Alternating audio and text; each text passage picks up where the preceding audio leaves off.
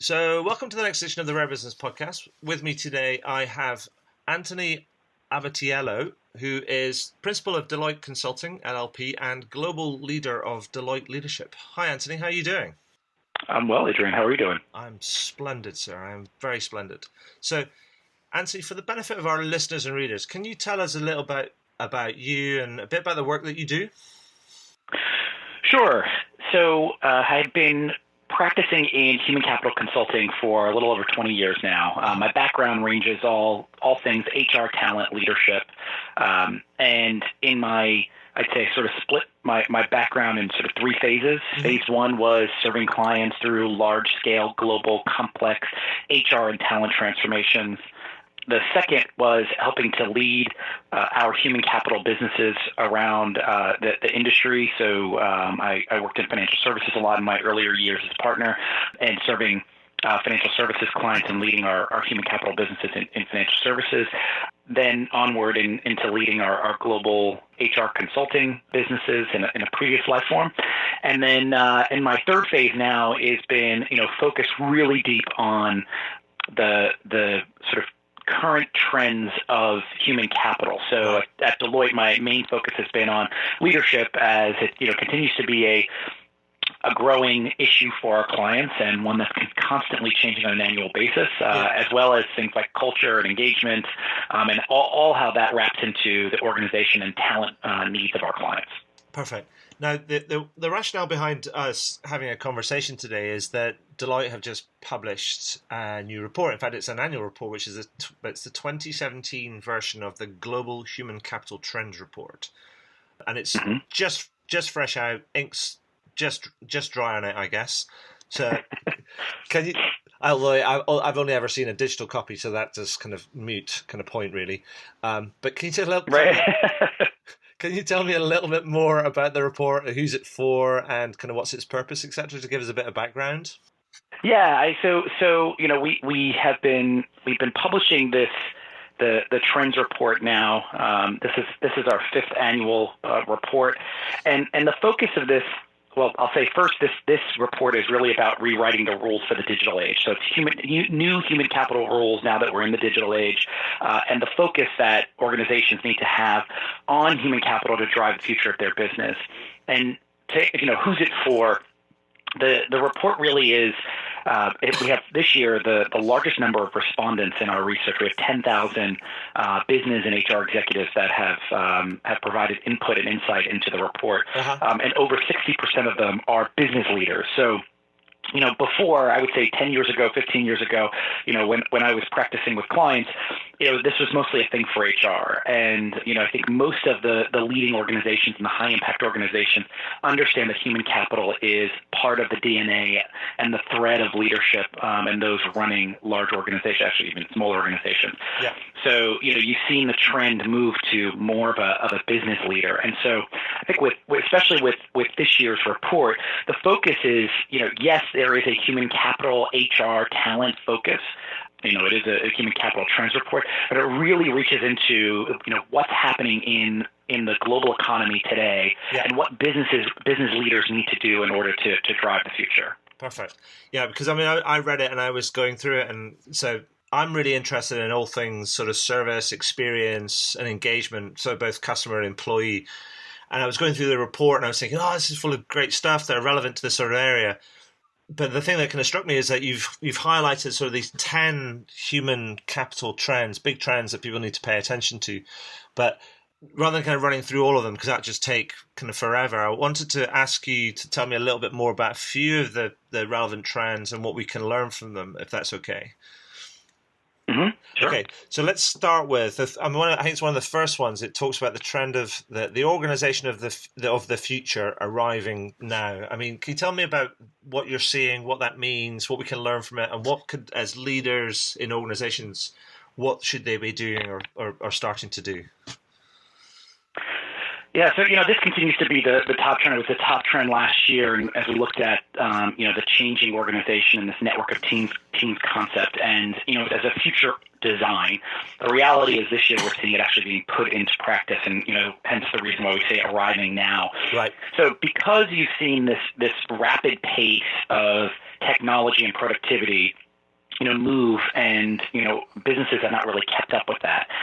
And given that there is a constant pressure to adapt to that, we've seen that now organizations are finding ways at which they need to build more flexible, agile organizations, networks of teams, and build leadership capabilities to be able to drive those types of structures. So when you move into more ecosystem and more alliance and partnerships, it takes a different type of influence and execution of leaders within the organization to be able to execute on that. And we found is that most organizations, 88% of the organizations that we talked to said that this is important, but only 12% have are making progress. We see that gap. Right. The reality is that CEOs, CHROs are struggling to reorganize around automation, employee-centric design, agility, the digital businesses, being digitally native or digital transformation. And so, the action or the call to action here is, sort of breaking down the organizational hierarchical, traditional structures, finding ways of bringing more ecosystem, these sort of networks of different teams, and building the capability of leaders to live and grow people and talent in those ecosystems. Yeah.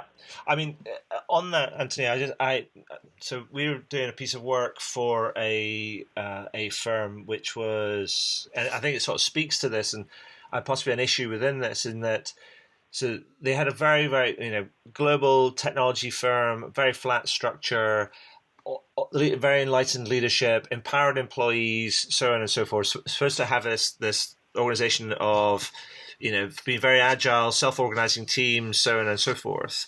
But one of the challenges that we found is that they weren't getting the results that they wanted, because even though everybody was empowered in what to do and to work in this kind of way, they almost had forgotten the piece of you need to teach us how to do this.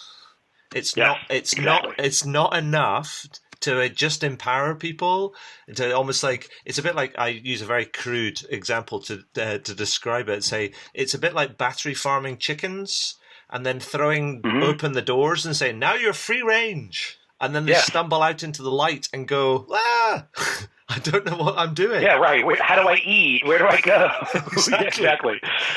No, I think you're exactly right. I think that's part and parcel of developing the organization. Is you have to understand that you need to get here in these networks, and that's why I talk about starting with the leader. I mean, my focus is always on how are we building the future leaders of our client organizations, and so I think it really starts with enabling the teams to work together, to collaborate, and understand how work gets done in this new organizational infrastructure, and in this ecosystem. Yeah. But also that leaders are understand what it takes to lead people through that. Yeah. And showing people through that transformation. And part of that is using science and coming back to meaningful science that's always been there for us, but finding those right leaders who can drive that. That have the potential to be in those roles, and whether they're not your typical leader, maybe they're younger, maybe they are, a millennial who's been leading a team for a couple of years, finding those individuals to be part of that and to have a little bit more of a greater remit in this new organizational construct.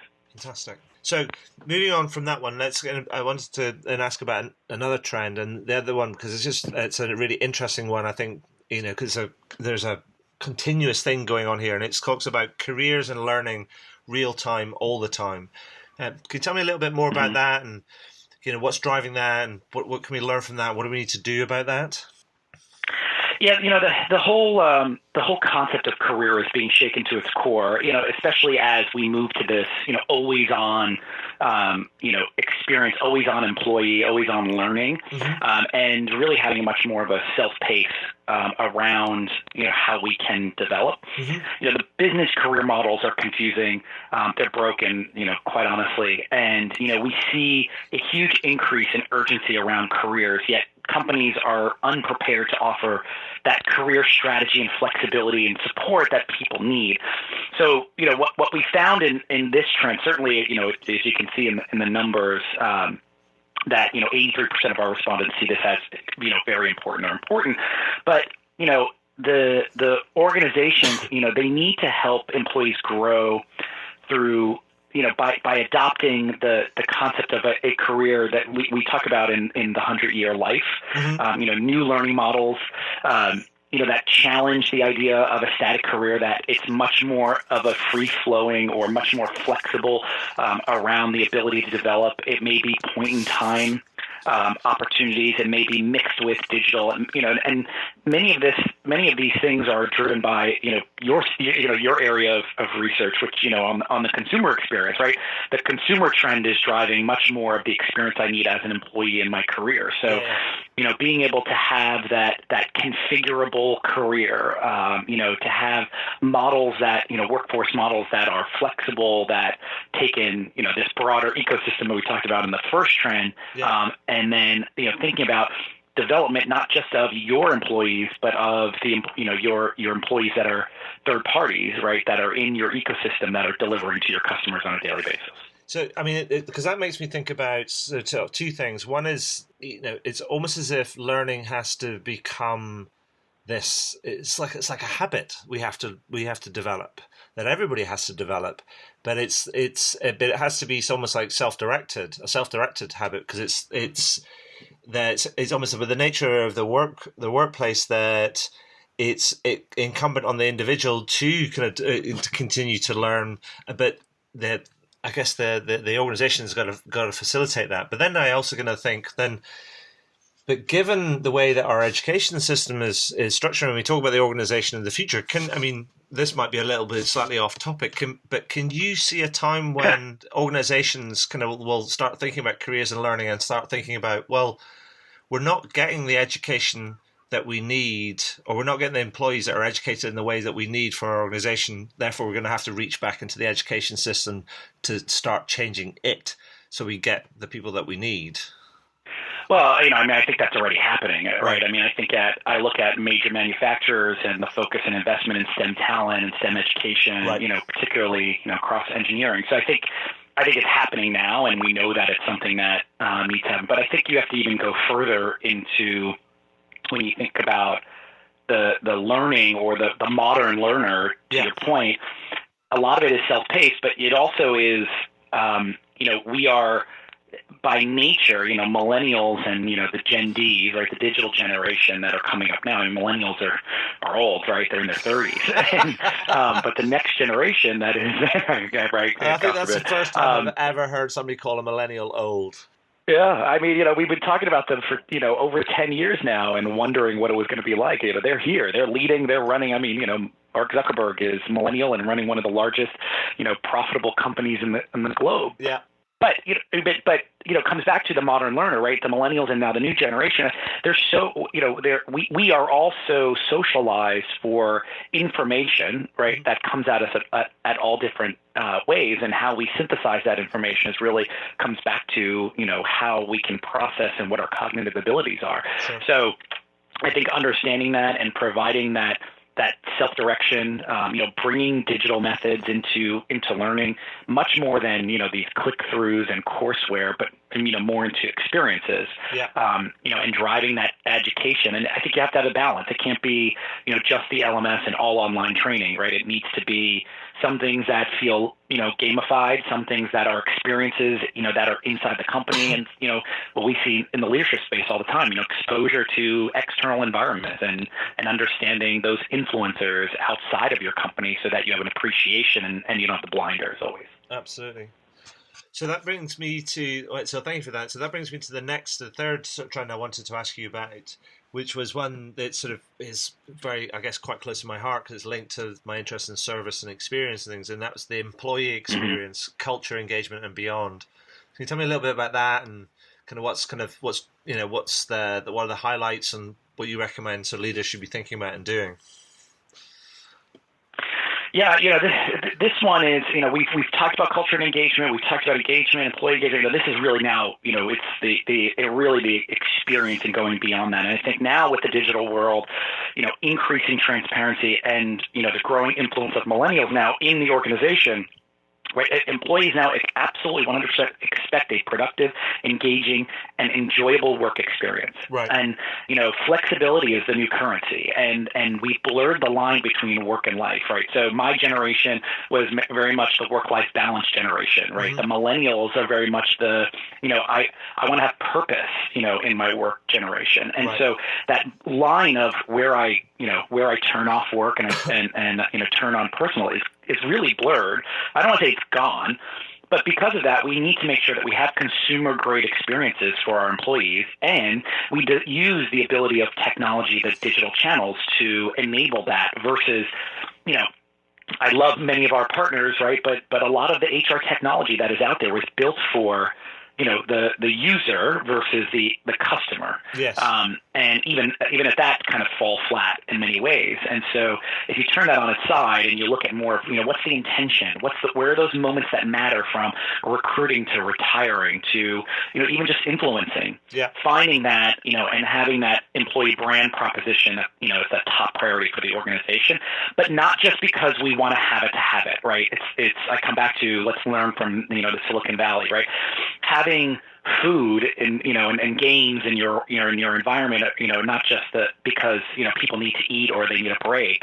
It's about finding meaning to that, right? We want creative space for people to ideate, to innovate, and so we're creating that for them so they can do that here, not just because it's cool to have cereal bars in the kitchen at your company. Yeah. It has to all tie back to, what are you trying to accomplish with your business strategy?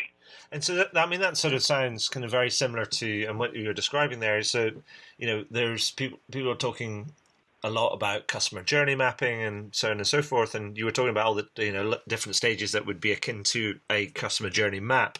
I mean, so are you seeing more and more firms actually doing that from the inside and going, what's my employee journey map, and actually start looking at it from that perspective? Absolutely. I mean, we're seeing this, our, HR strategy group focuses on doing that customer experience with our clients and driving, customer-driven HR strategy. So you can see, let's not just create shared services and COEs because that's the way we should do that. Let's organize around what's important for our customer. That is important for our business, right? Yeah. So if that, onboarding experience is important because it's a moment that matters for the individual, and we need to increase that time to competence for, productivity for those employees to be able to drive speed in our business, right? That's an important place for us to focus and then design the experience around that with the technology that supports it. I would be interested to see if there's any parallel between the research that looks at journey maps and kind of moments of loyalty, which shows that largely from a customer perspective, most loyalty is generated at the point of transaction and then also the point of when, say, something goes wrong, so the point of service. And I wouldn't be surprised, because we're all human beings, right? If it's not the same for employees, and so it'd be a really good way interesting way to think about how do you respond to all that sort of stuff. Mm-hmm. So yeah, no, just an idea, sort of speaking out loud. But anyway, Anthony, any other sort of particular trends that you'd like to share that would be of interest to sort of an audience that's interested in sort of service experience and engagement out of the 10 that's in the report? I would be remiss if I didn't highlight the leadership trend, right. And not just because I'm the author of it, but that it is really an important trend. But the leadership is more, for us, looking at this trend, it is really about leadership disrupted. And so, what we see is, business leadership continues to be, remain off balance. Mm-hmm. And it's funny because depending on the organization you talk to, leadership is a CEO agenda, seat in the board, and they own leadership and leadership development and what we need. And some have that as a remit for HR. And, what we have found is there needs to be a greater partnership around, being able to define and, describe and develop what is needed for future leaders. The digital world has changed that, the digital native organizations versus those that have transformed, the tools that are available, the science that we have to now predict who will be, a great leader and what's important. All of that ties back to, culture, engagement. Right? Leaders are they're the flag bearers, and they are the ones who carry the culture into the organization. They're the ones that are also driving the strategy. So being able to look at, what's your leadership model? How do you bring exposure, from the outside world into this? And, how to ultimately what we call, how do we clean the pond, not just clean the fish, right? So if we have a better pond, we'll have bigger fish. Yes. And we've been talking about that for years, but, realistically doing that through digital channels, through different types of immersion experiences to really accelerate the development of leaders. Because let's be honest, millennials, like I said before, they're in the workforce. 49% of millennials are in leadership jobs, right? They're leading 3 or more people, right, and have had zero formal development on what it takes to be a leader. Right. Because there are more than 60% of companies that refuse to invest in leadership development. So really, it continues to be, yeah. And that because of that now, you see leadership development as here and there, right? You have coaching and a lot of smattering of stuff, but it's not focused on getting those results. And so, getting an investment in leadership development, you see then how it drives the strategy, how it drives growth, innovation, culture of the organization, engagement, experience overall. And sorry, going back to that 60%, is it they just haven't made the business case for it? They haven't kind of joined up all the dots, or what's really driving that sort of 60%? Well, it's making a focused investment. I think everyone recognizes there's so much research and data around, the value of leadership development. And ROI really isn't about I spend $1 million, I get $10 million. It's about, the same way you look at capital investment, right? How you're going to, invest in R&D.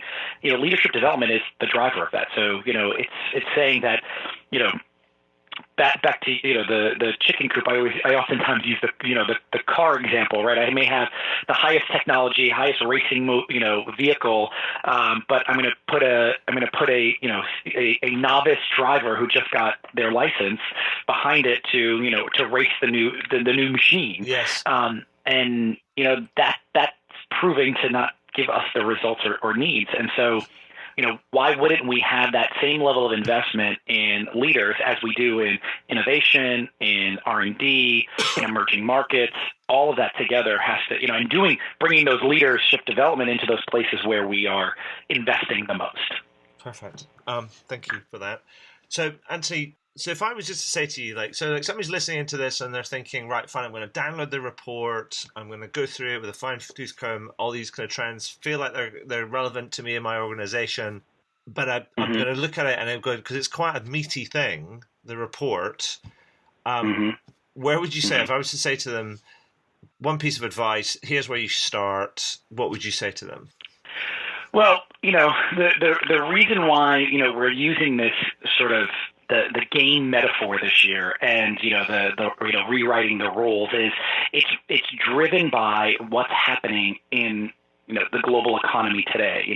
That shift that we started talking about earlier, right? And technology change and productivity not keeping to pace, but also the change that technology has with individuals and businesses and public policy at the same time. So my recommendation is really to understand where you are in your organization and as it relates to technology change and disruption and what we're calling the fourth industrial revolution. Yes. And then what's great about the trends this year is that it allows you to really look at, all right, what are the trends that are impacting me? If I'm looking at the growth in new markets and bringing new products and services and having innovation, I need to look at the organization of the future. I need to think about leadership. I need to think about talent acquisition. Or if I'm just stuck in the past with how I'm delivering service to my employees, and we're looking at driving efficiency and move to digital and being digital, as we say at Deloitte, then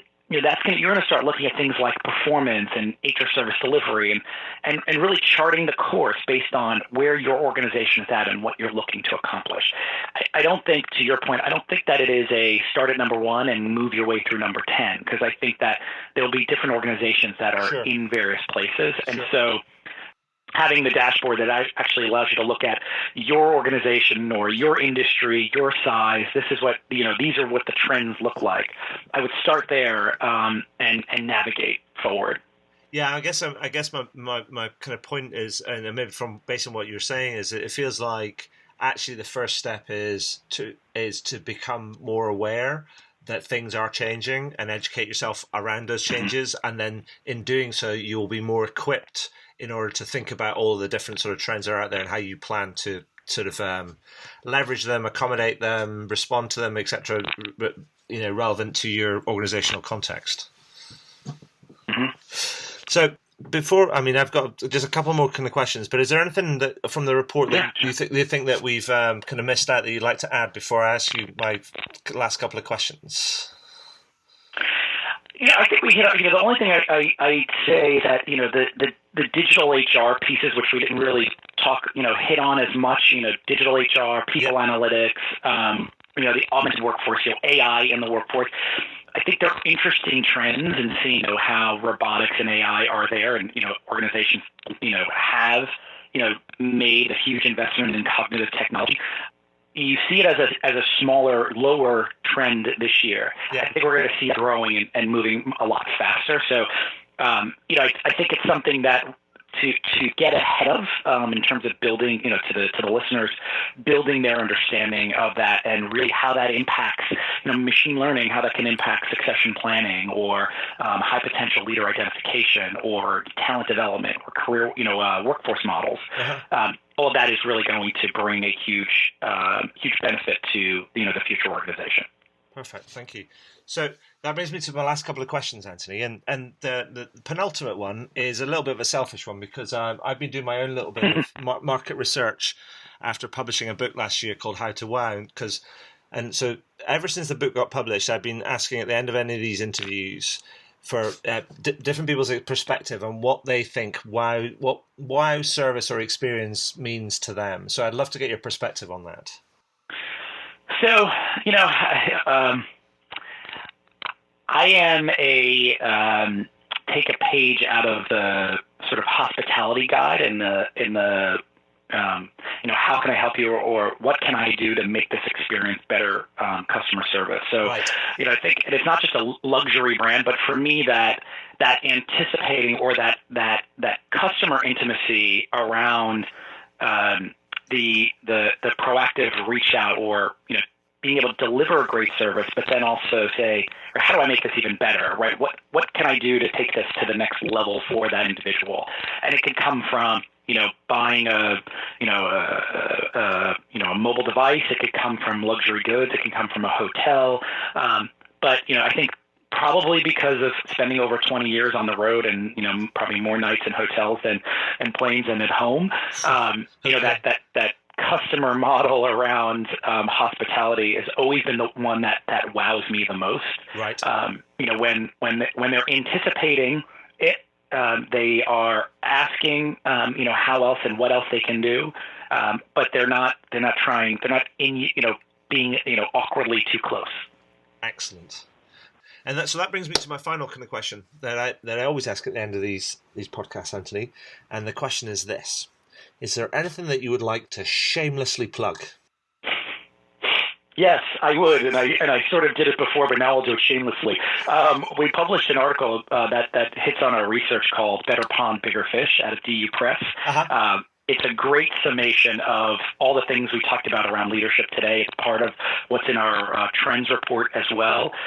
But the article is online. You can actually interact with the research and see what are the actions that business leaders need to take and HR leaders need to take to build a better pond. So things like the org design and organizational culture, and ultimately to get to the bigger and better fishes. Fantastic. So, well, I'll make sure I get all that kind of kind of linked up and edited up and things, so we get people will be able to find that article in the show notes. But Anthony, just want to say that's fascinating, and thank you for your time and sharing your insight today. That's been tremendous. Thank you, and thank you for the time and allowing me to join you on the podcast and share our view with your listeners. My pleasure.